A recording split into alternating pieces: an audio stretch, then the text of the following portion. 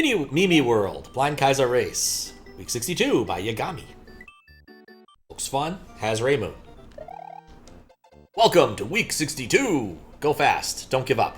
It's easy, and good luck. Yeah, Reimu. I should really try out the Toho CDs I have on the Squiggle box, just to see what happens. It's easy, we'll see. Using the Mario Maker stuff, that's always nice. Okay, I need to run first before I jump.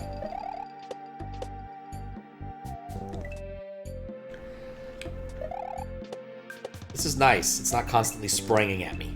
That's what really matters. A complete lack of note blocks. Note block-based objectives.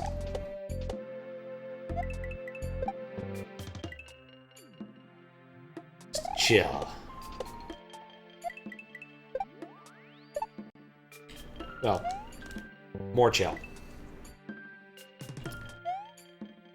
Yeah, I'm hoping to play some Pokemon this week.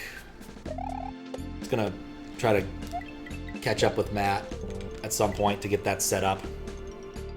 Fell asleep. Now you can see better. You got 8,000 year doors. Alright. Well, good luck with the 1,000-year door. And any other numbered doors you may come across.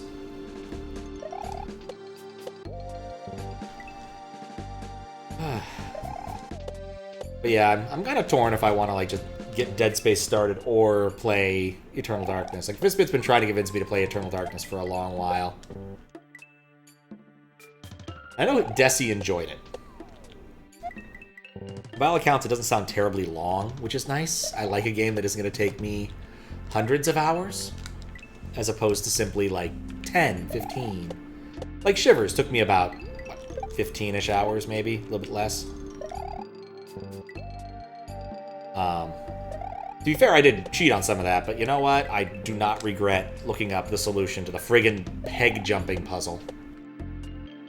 There are some classic puzzles where, like, I am excited to play them, I like them, they're kind of fun, and then there are those where I'm like, I don't want to deal with this.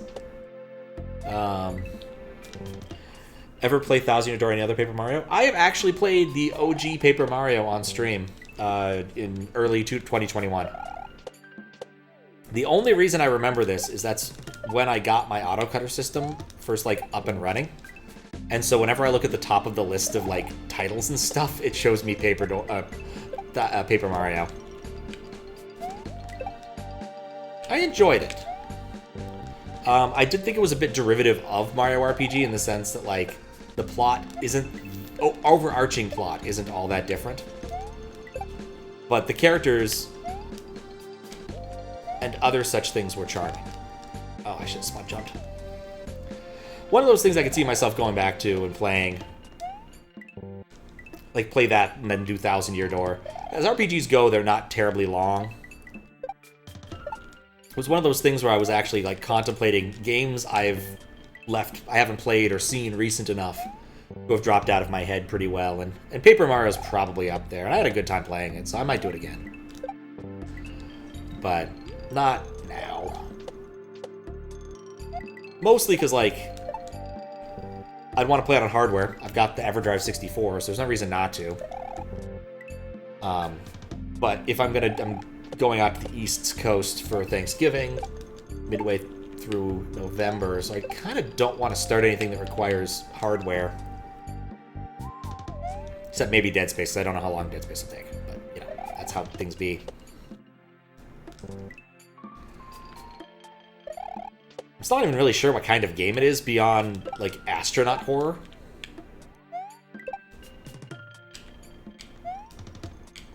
I always like that bit. Oh. Weird Al did, in one of his albums, where he did the backmasking thing, and he's like, he played Don't Fear the Reaper backwards, and it claimed that it was providing messages from ancient astronauts. It's like, we ancient astronauts say hello! And it was just so mundane, so very Weird Al.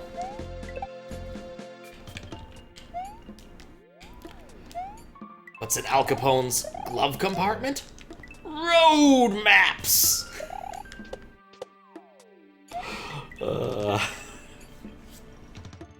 UHF was a hoot. I never actually watched the Weird Al show.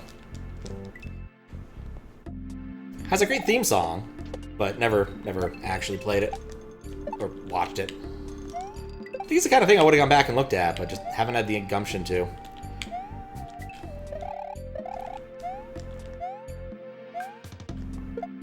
Yeah, I am digging this level a lot more than the one I was last playing.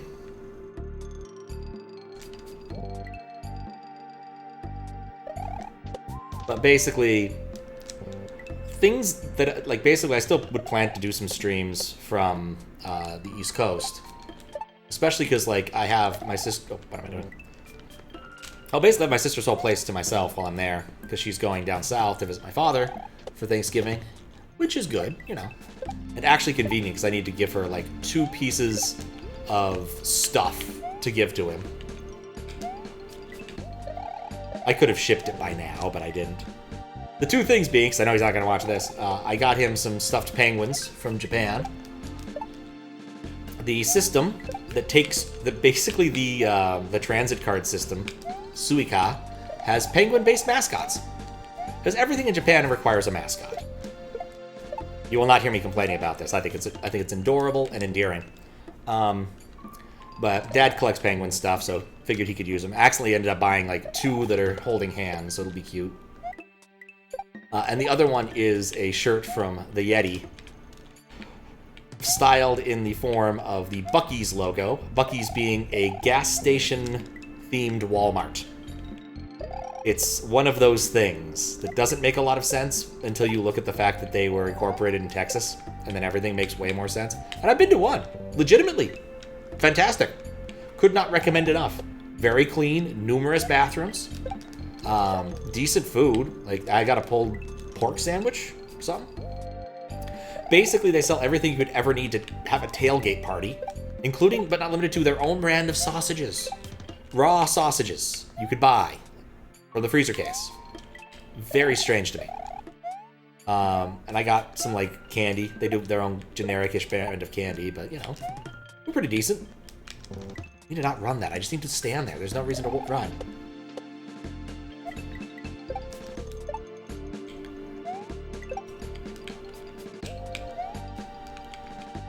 But it's a parody shirt that's Moggy's instead. Parrot after, like, Moogles in general. And I think it's funny. So I got it for him.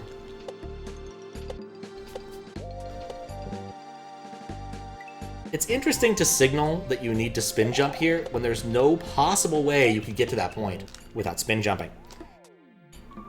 It's an odd choice.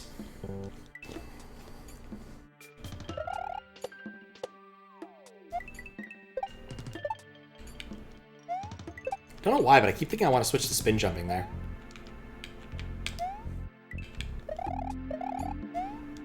I like that little riding part. I don't think it's, like, terribly difficult, but it's endearing somehow.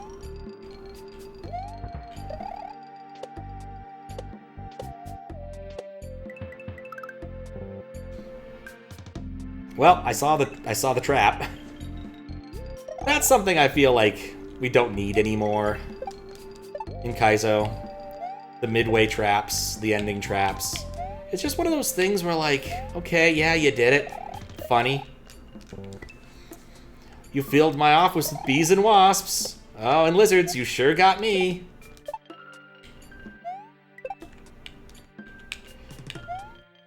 Makes me wonder if I can still find that Bug Bash comic now I think about it. Bug Bash was a comic that existed in the Microsoft newsletter, the Micro News. And basically it was some dude's attempt at being funny and topical with Microsoft-related stuff. And one of the big things at Microsoft for many, many years was to prank someone if they were going away for a significant amount of time. Because everyone at that point in time at Microsoft more or less had offices. They hadn't really gotten into the open office work plan thing yet. Even lowly people, very low on the totem pole, had maybe not a private office, but a shared office. And when I was there, I didn't have that much tenure, and after our first move, I got my own office, which was nice, even though it was completely interior and I never saw the outside world. Which was still nice, given the amount of TF2 I played from that office. But anyway.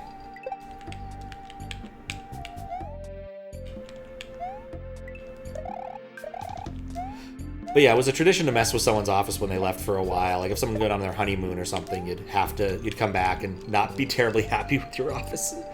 There's a fellow I knew from Exchange who went on his honeymoon, and he was a golf guy. And so they decided what they'd do is they'd put some golf turf in his office, but also raise it up a substantial portion. So he had this like raised platform green that his computer and stuff was placed on. Yeah, turns out, because of how tall he was, he couldn't actually use his computer without, like, tilting his head to the left. It was actually really funny. Conveniently for him, they did an office move about a week or two after he got back from his honeymoon, so he didn't have to deal with the outcomes of that for very long. But definitely heard of other ones where, like, someone would, like, slowly... They, like, put in a partition in someone's office and slowly move it, so it looked like their office was slowly getting smaller. Another fun one, I think Raymond Chen documented somewhere, was someone was considering filling another coworker's office with bouncy balls, and quickly discovered that bouncy balls, when you need to buy them en masse, are still relatively expensive. So they bought enough to, like, fill up this space between... because you had these tiny windows, basically enough to see if someone was inside or not, that were floor to ceiling, but they didn't do much, if that makes sense. And basically, they put all of the bouncy balls that they could afford in that spot, which went all the way up, so it looked like the office was filled with bouncy balls, but it clearly wasn't. What they also learned was that bouncy balls, when delivered, are quite oily, and that caused some other problems. But never let something like that get in the way of a good prank.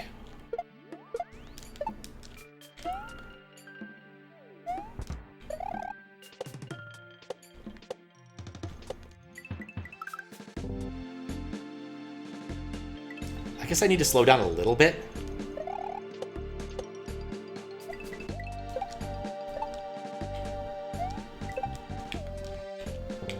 Anyway, without a doubt, my favorite of the Bug Bash comics was one about how things change when you're getting close to shipping. It's like people start doing rituals. It's like, I'm not showering till we ship. It's like, I can tell. The other one was the bug bar now gets very high. And they're trying to go through the ship room. They don't call it War Team anymore. Ship room meeting. Like, repro. Press the button, user dies. Show me a body.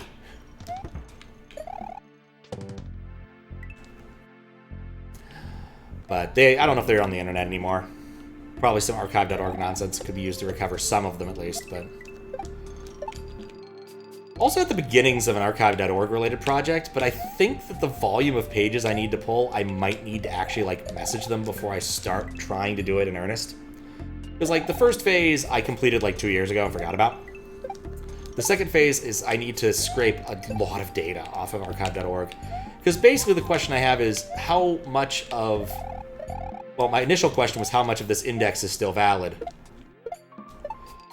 But the larger question now is... how much of this index is actually caught by archive.org? Alright, well, at least I touched the ground there. Because it would be interesting. Also note that the index itself has an awful lot of stuff that's missing from it. Like, explicitly states, like, yeah, if you have any of these things, please turn them in to us. Because we don't know where they've gone. Because on the old internet, sometimes people would lose their web hosting, and then their site would move, and the only way you'd find out is if they told you. And we're talking like 1990. We're talking, I think this index last updated 2001. So we're talking like not relatively early internet, like it's been around since the 70s, but like in terms of consumer internet, it was relatively early time. Because what? The Eternal September wasn't until 97? I should look up when that is. I should actually know. I did find there's a utility to tell you what September it is. which day of the Eternal September it is. Eternal September being the day that AOL dial-up customers got access to the internet at wide and started trying to use Usenet. Because typically what would happen is that the people who would be getting access to the internet were mostly students. Like, newbies on the internet were mostly students. And so it would take a little bit of time for them to acclimate to the standards of behavior. But then they would learn it by the time September was over. By the time it got to October, the students were acclimated and knew how to read FAQs and use kill lists and all of the important Usenet stuff. But someone remarked, you know, it just seems like the September never ended. Now we have that term. But yeah, the sheer multitude of, like, crappy fly-by-night web hosts. There's so many of them. Like, everyone talks about... everyone. Some people still talk about GeoCities. And Angel Fire. There were a few other ones that come to mind. Crossroads was one. Zoom. Tripod's still up, bizarrely enough. There's someone whose webpage I loved visiting in high school, even. Maybe in middle school. Jesus. And his website's still accessible. Of course, he had moved his website, just left everything in place and said, no, now we're hosted here. Which was very common at the time, just as like, why would you go and clean up the mess you've made when you can just, like, FTP all of the other stuff to a new web host? Thank goodness for that, because otherwise there's some stuff in there that would be very lost or basically impossible to find. Because while archive.org is great for retrieving individual URLs, it's not a search engine. You can't use it to find the things you might be looking for. You might want to find this old specific website, but there's no way for you to find it unless you already have a link to it.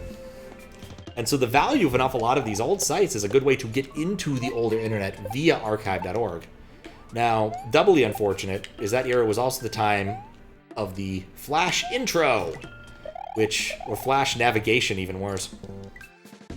Where so they would make a Flash thingy, Flash being the multimedia of choice on the internet at the time, that you'd use to navigate the website, or you'd use frame sets that made it difficult to crawl.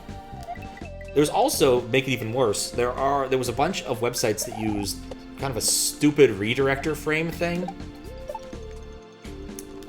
You'd see this where people had these they would have these URLs like cool2 or whatever, and then it would hide what the actual web host was, because having not having your thing hosted on GeoCities was a little bit lame, or any of the other varieties of free web host.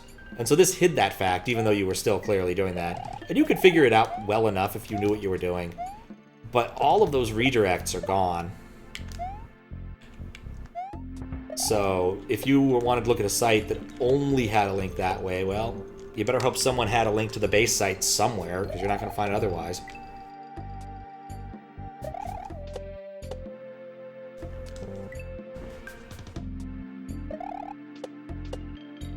But like I said, I probably should message someone there to ask about it, because they'll ban you for a decent amount of time, even without pulling an awful lot of stuff.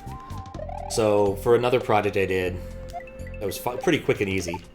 This guy online, Phil Salvatore, someone who works for like this game archival organization, posted on Blue Sky about how he was enamored with the specific Christian game review site that existed in the 90s and early 2000s. It was like, there exists this many games that I know of. If someone wanted to poke around, you could look at the reviews here, but they're not well indexed because they just have, IDs in them. That's the style at the time for the URLs.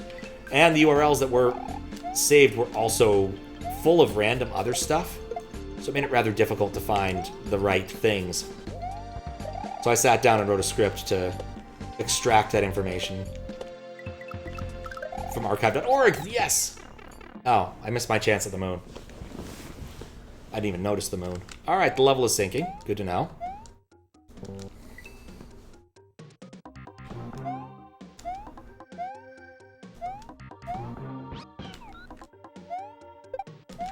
Well, I gotta do a shell jump on much, much quicker ground.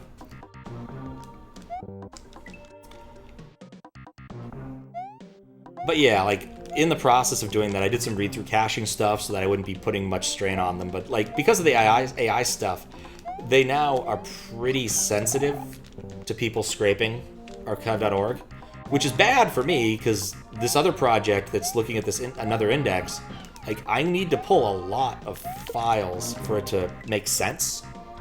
Because really what I'm searching for is if archive.org has these files. And there's some stuff I can do to make it better and make it worse. But there's only so much. And I don't, especially if I need to go and download multiple instances of every document that I get, because that's the real bad side of it, right? Is if I have to download like 100 different pages for each page I'm looking for, right? Because archive.org doesn't merely index URLs by name, they index them by the time they crawled them. And I'm talking about some old things, so it's very possible they switched hands, had different redirects, different 404 pages.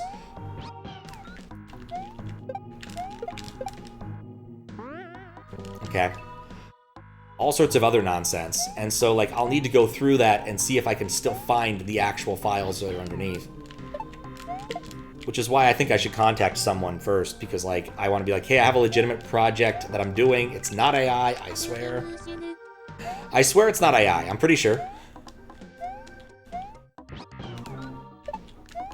But since I follow Jason Scott on various... Oh, this is water. Have followed him on various social media platforms. Like, I know his opinions on this kind of thing. So...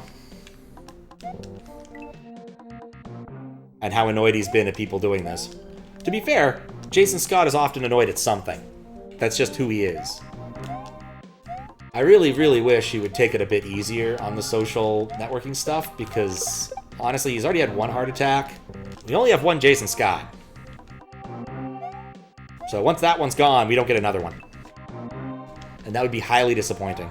Because if you're not familiar with the name Jason Scott, he's the guy who ran does run textfiles.org. But basically, he has always been something of a digital archivist guy. And textfiles.org just contain an awful lot of old text files, because BBSs, when those are the predominant way of communicating on the internet, really wanted you to upload stuff. They really thought that files that people uploaded had interest. Or at least you'd upload them and just to have some ratio or something. Or because you're just excited to write a text file. Typically, an awful lot of these text files included just dumb, bad ideas or had information about how to break things, lockpicks, things like that. Some of them were really funny. Like, clearly someone just wanted to write a text file. Like the one that's about how to get high on exercise. Because, of course...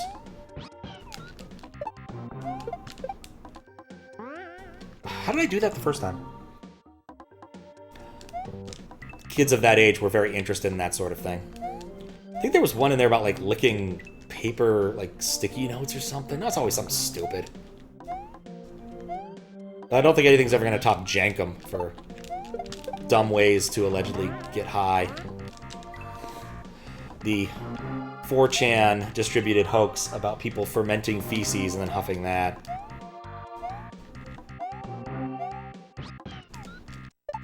Always impressive what those young men at 4chan can come up with.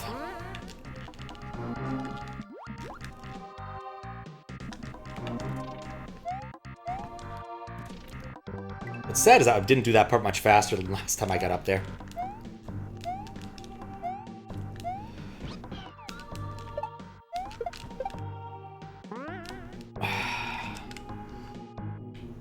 If in doubt, we'll always have Scott Sterling. I don't think I know of Scott Sterling. I didn't finish my stupid thought. Anyway, Jason Scott eventually got hired on by archive.org to work in their space and has managed to get an awful lot of things. And still, to this day, does an awful lot of, like, outreach and manual archival stuff himself. Like scanning CDs, recording old VHS tapes, that kind of thing.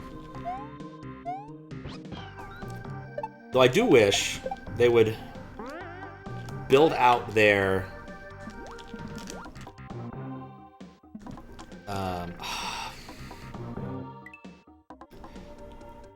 their Macromedia director stuff.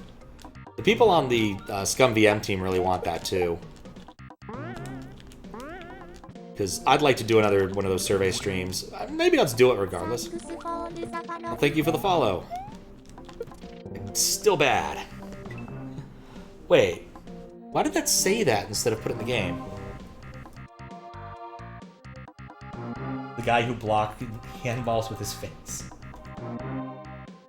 Not quite what I'm aiming for, but understandable. Right, let's do it this way. Let's see if we can make this work. Boop.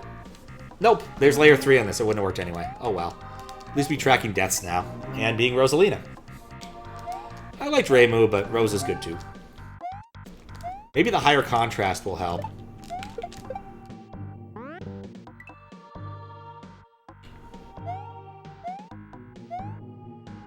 Yeah, I've been to a couple of talks with Jason Scott when I went to DEF CON a few years. One was a secret talk. I was at, like, the history of trolling, which turned out to be a really dumb talk. Like, really dumb. Like, could not even begin to recommend, even for a laugh. Friend mentions that, like, hey, there's a secret talk happening here. You should go check this out instead. So I just got up and left. I think they actually may have heckled me for doing so. But yeah, he had to talk about that, about some sort of archival thing he was doing. I don't remember that one, unfortunately. But what I do remember was another DEF CON where he talked about soy sauce. Because the tsunami in Japan had been a recent thing that had happened. And there were a few different soy sauce manufacturers in the Fukushima area who were worried because basically, you know, all their stuff got blasted by floodwater. Dang it. And they lost some important stuff, because, like, soy sauce is fermented. They've been using, you know, the same kind of starter, I guess. I don't know what the correct term is for their yeast they're using for production purposes. But, like, they've been using that for decades. And that's part of the unique flavor of any given soy sauce. Just with any other fermented product, like the type of beer or the type of yeast you have affects what kind of beer you're making. That kind of thing. Admittedly, there are some standard ones, like brewer's yeast or champagne yeast, that are kind of our workhorses of this field, but that's not, like, the interesting stuff.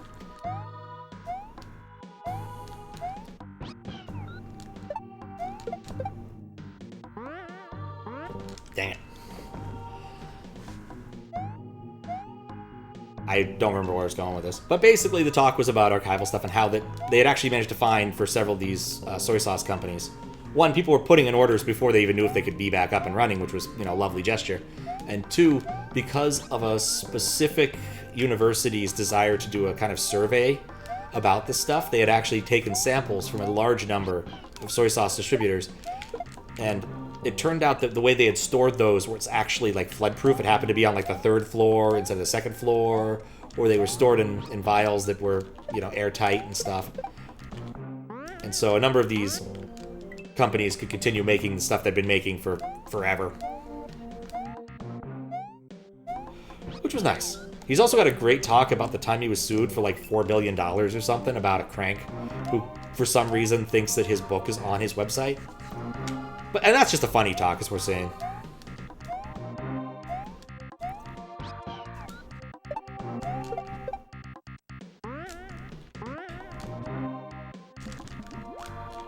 Okay.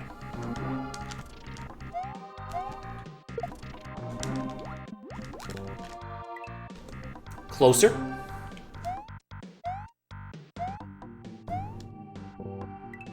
But yeah, I figure that I should either, like, message him or someone else about scraping if I'm going to do that, because, like, there's got to be some way of, like, whitelisting, or at least a pseudo-whitelisting, where, like, they'll look at what I'm doing, and I can tell them what my project is, and they'll probably be cool with it, because, again, it's not AI gobbledygook, it's just an interesting survey.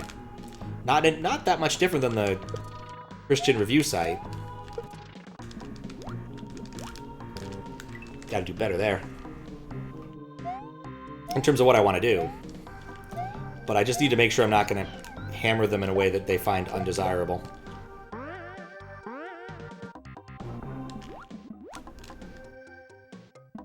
There's gotta be a way to do that part faster.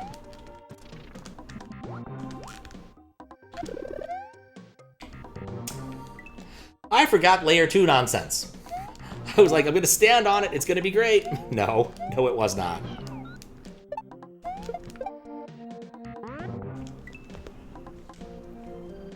But yeah. Got a lot of projects I should just like sit down and commit to trying to get through a couple of them. Instead of just goofing off. But I figure the one important one I should do is just the contracting one, because at least I get paid for that. I do think there'd at least be some people who'd be interested in the survey thing that I want to do on the internet, but I don't know exactly, like, if there is a larger audience for it. It's more of a minor curiosity, if nothing else. And one of those, like, I don't know if I would actually have the space for it to make sense. It's a weird story. But, you know, it's something I've been wanting to do, so they think it's worth, and I think it's worth doing.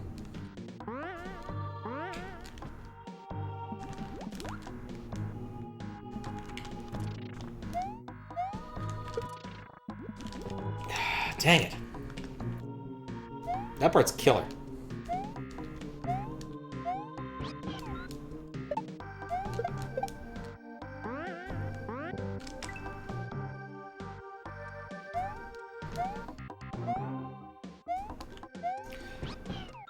Also, I upgraded the Retrozilla version on my Windows 98 machine. Google still doesn't work, which is why they've switched to DuckDuckGo as their sort of default search provider now. Okay. At least that one works. So I was looking to try, just test it to see if I could find something on archive.org, the Shivers CD. Which, you know, I've already played it and I have the physical one, but it's as good of a test as any. And yes, I can download the ISO. No, I still can't look at the...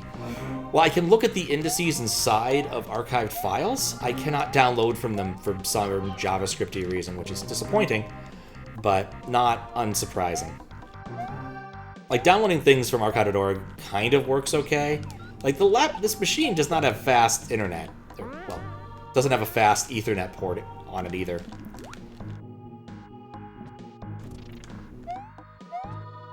So downloading from archive.org is about as fast as a local connection. Okay, I need to do a better jump there. And a little less messy because I don't need to put it in some sort of Dropbox location and download it. Like, the easiest way, unfortunately, to get between the two machines is to basically spin up a web server on my laptop and then hand it to it over that. But that has its own problems because the Python web server kind of sucks.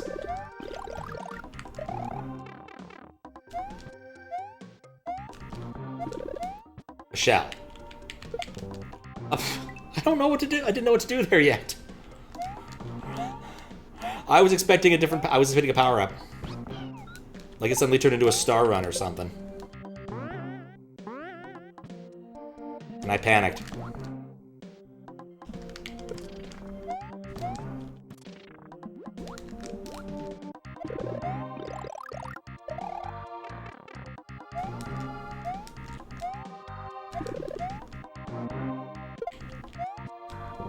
Ah, okay.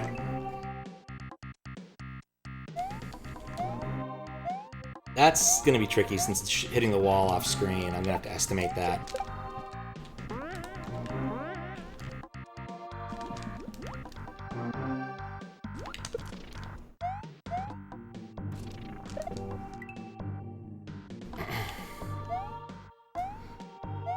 Anyway. I'm also debating whether or not just to say nuts to both of the other Halloween-y things I wanted to do and just play like some advocating. I've had Darkened Sky on my machine for forever now, and I feel like I should play that. It's a mildly appropriate game, because it's financed by Skittles. In a way, I've played a lot of the really good adver games already. But I'd always like to discover a few more of interest. I still need to play the Lost Island of Atlanta. That is so something I want to do. Because the Lost Island of Atlanta is an interesting piece from its time. And having just done Shivers, I think it makes an interesting comparison, because they're kind of... Are they? Are they consummate in time? No, they're not. No, they're not. Lost Island of Atlanta was, I think, 1999. Shivers was 1994. So what Lost Island of Atlanta was, is Cherry Coke, for whatever reason, really wanted to do something different when it was getting launched, or relaunched, or delaunched, or something. And so they contacted some people, and were like, make us Myst, but Cherry Coke. And so they did, and they came up with this whole mythology, and made a website, like, pretending to be in character. This was all done before, like, the first major ARG, I think, which was the one for Spielberg's AI movie. I want to say they definitely did it slightly before that, because AI came out when I was in high school. Anyway. So basically, like, you would go to the website, and it would be like, oh yes, we've been doing this research project on this thing, and then you had a couple options. One, you could just download the game straight up, which would work if you had a fairly good internet connection, because it's a whole 10 megabytes! Or 30 megabytes or something that was not quite reasonable-ish to do on... Not as reasonable to do on dial-up.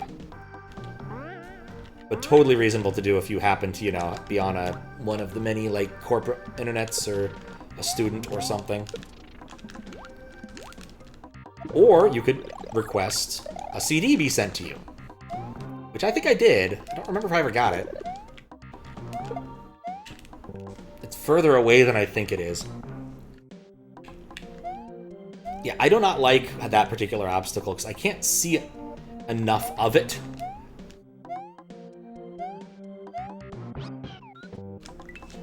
It's just far away enough. But yeah, basically, if you were to get this piece of software without the accompanying website, you actually could not start the game. I mean, sure, a determined person could. A determined hacker easily could, because it was made in Macromedia Director. And that turns out to be a relatively hackable medium, as it turns out.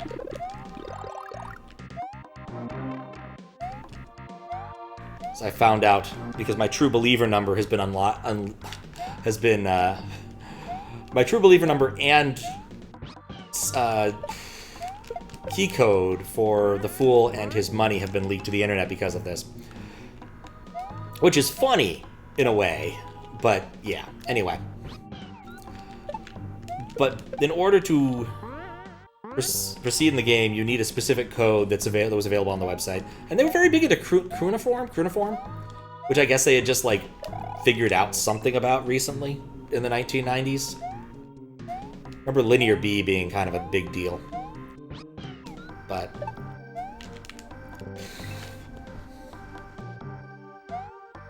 But the idea was you needed to enter the correct things. There is, like, a few different, like, standard-y puzzles in there. There's a sliding block puzzle. Shocker, I know. Kind of your classic 15-ish one, not, like, an interesting one. Is a very inventory-based puzzler, if I remember right. Unlike Shivers, which, again, is an interesting way of going about it, but ultimately...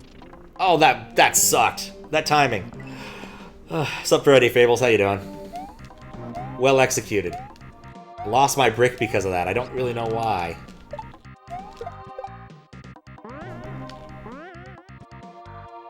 Yeah, it's fine. That's not the part I'm worried about.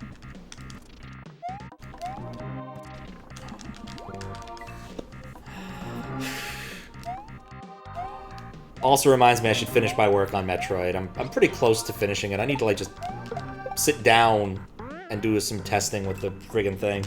Mario 1 Fits, absolutely, not complaining. It was just the timing, you got me really well. If it had been, like, a second earlier or a second later, I would have been fine. But because apparently that caused me to drop the shell. Which is interesting. Why did it cause me to drop the shell?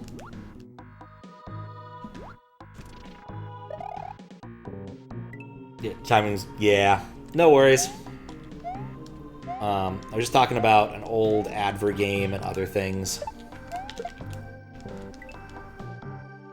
But yeah, the real kicker with that particular promotion was the idea that you needed bottles of cherry Coke to help solve the mystery. So I would go to some of the, like, I'd go to a couple gas stations, like, write down the symbols on the cherry Coke. Because there were symbols, you see, and those were relevant. Yeah, it turns out that part of the whole thing way less interesting than other parts. Oh, that's mean. You're in favor of delaying Metroid? Yeah, I was talking about that earlier.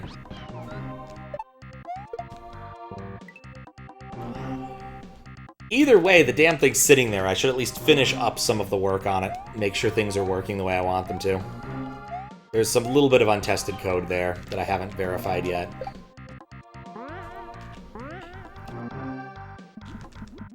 I was gonna, before it got kind of late, actually look into getting that dang splitter set up. Because clearly I want to use Zaki's cables. They are very, very loud and coated in metal. Zaki's a serious audiophile. Only the best Wii game noises for him.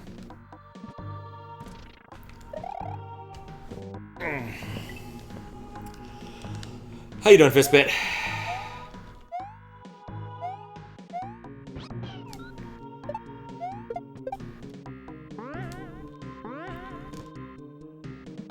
I don't know about you, but if I consume too much whiskey, my mouth gets a bit wrung out the next day. Definitely am feeling that.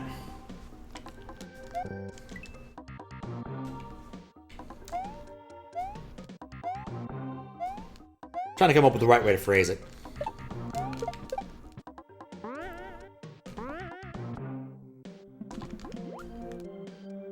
Come on. I don't know why I thought that was a good idea. Alcohol makes your tongue feel like crap? Yeah, I often have that the next day, if there's been an awful lot of imbibing. I think what happens is I sleep more with my mouth open when I'm drinking a lot. Not really sure why. So, they doing a bunch for NES stuff, makes sense. Never drank? It's probably for the best not to pick it up as a habit. Me and Fistbit were at an event yesterday, a birthday party, where much of the celebration focused a lot around Scotch, the beverage. I would say beverage of choice of Scotland, but we all know that's not true. Went to this lovely bar, the Bon Accord, in Glasgow, and me and Fistbit and another dude were ordering, you know, things we thought off the menu that were interesting whiskeys. And the bartender, not the bartender, the guy who owned the place came out and was like, oh, there's not that many people interested in Scotch these days. Oh, what's up? Thank you for the raid. I know it doesn't show on the screen. Maybe I should have left it in the other mode, since we're using layer 3 here. We're talking about Scotch and adver games for some reason. Dang. Where was my brain going with that line of thought? He even brought out like a special cask that he had squirreled away. We got to try it out. It was nice. But yeah, basically that place had been voted the best beer bar in Glasgow kind of like a year or two running. It's kind of funny to me, given the sheer like amount of interesting whiskey they had, that it was the best beer bar. Oh. The death markers are layers useless here. Hope the Romhack raises levels. It's good. I switched from one level to another. This one's definitely a little bit better on me. Layer 3, what does this button do? It removes all layer 3. How you doing, Desi? The problem with death markers in a scrolling environment is, like, it doesn't make sense at all, so it tries its best. I have to pick what frame of reference I'm comparing my deaths to. And they are accurate. In terms of the position of Mario on layer 1, it is completely correct. The fundamental issue is that layer 2 is moved. And thank you for resubbing, and I should look at the number, I forgot to.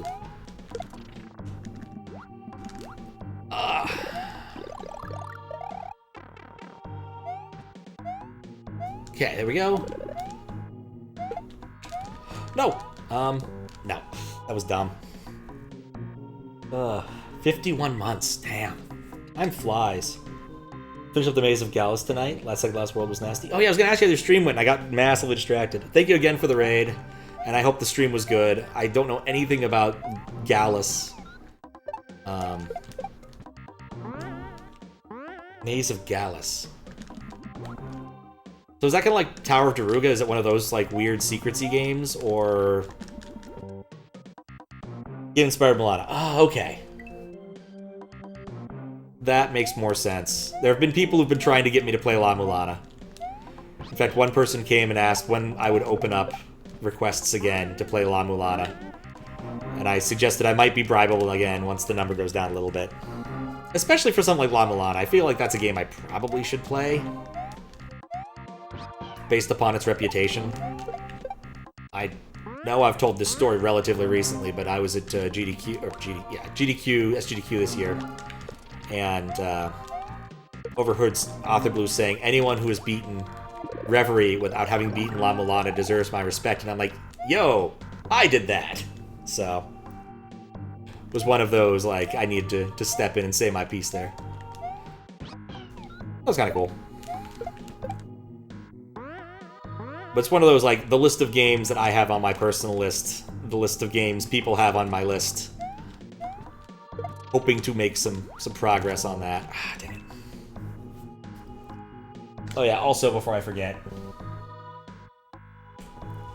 Should play the second one at some point? Yeah.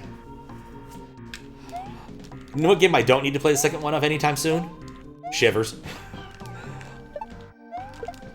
I went and found a review of Shivers from someone I generally respect.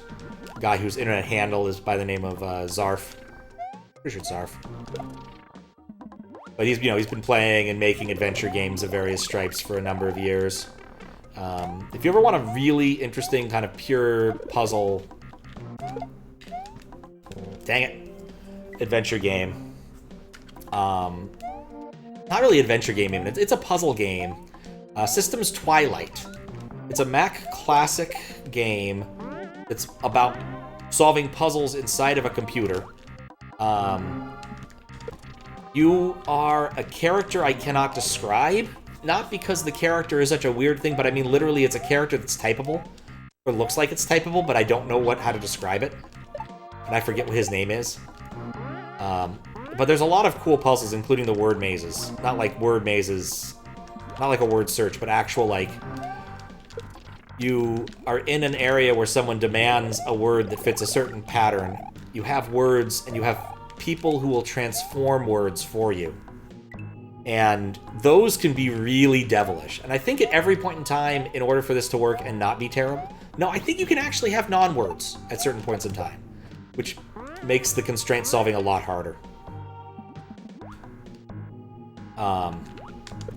There's also some set puzzles, but I could take or leave those.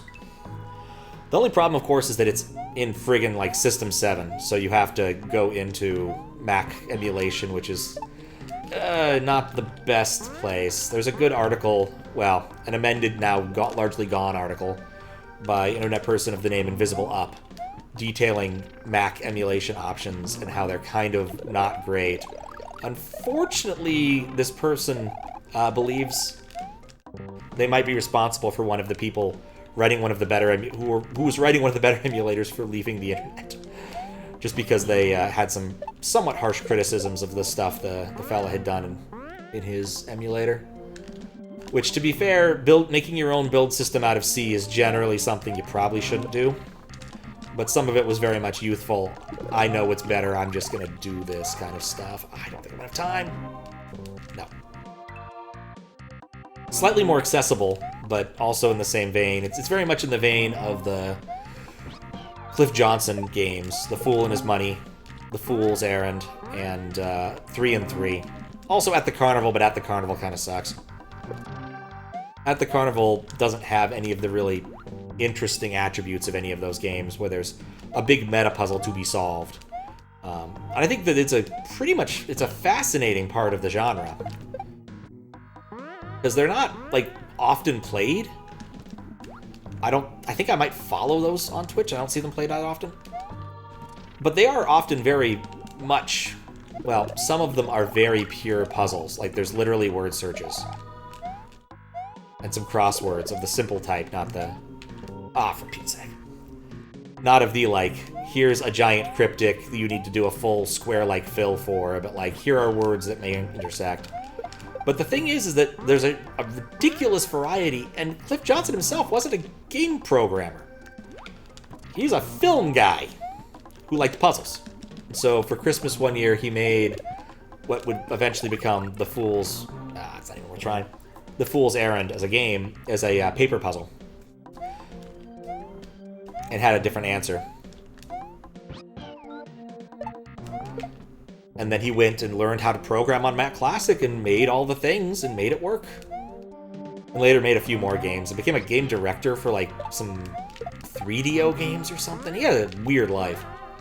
As far as I know, he moved to Canada, finished up the last game that he'll probably ever make, so we're never going to see A Fool's Paradise, unfortunately. In part because Macromedia Director is just dead, and that's the language he knew the best, and he's getting up there in age. He's not want to learn new tricks. And unfortunately, his website's down and unlikely to come back up, so these sorts of things are a lot harder to come by now. He had been packaging all of the Mac games with an installation of Basilisk, which is an adequate Mac OS emulator. For a while, it was actually the easiest way to emulate Mac Classic on modern Macintosh, which is weird when you think about it. But they got rid of the subsystem that took care of running System 7 stuff and the emulators for that forever ago, so yeah. Oh, there's a Rando from Lava Lana. Oh, interesting. Oh yeah, actually, I don't know if you saw Shivers, Desi, but one of the things that I was often confused about, well, not often, but like very confused about when I saw Shivers is that it was an archipelago as a rando. And I'm like, why? How does a adventure game made by Sierra fit into the randomizer mask? And I now understand why. That game is highly randomizable, and even in its... there we go. And even in its normal form contains some randomization every time you play it. Is that it? Do I trust the Wiglorb? No, I want to see the smile first. Alright, cool. Well, that is the Wiglorb. We got it! We succeeded. But yeah, it was weird there was a randomizer for it. And now it makes perfect sense, because the pots, you can only hold one item, it makes sense. But it's so weird, it's such a weird game. Point of advice. Good game! I couldn't agree more. I really liked that level. I had some trouble with the upward auto-scroller, but, you know, I liked it. It was a fun level. And didn't have any note blocks in it, which is really what I wanted out of a level. Thanks for the GGs. Alright, well, we always have to test. Can you enter the fireplace? No, I can't. Alright, well. That's it for this Romhack Races level.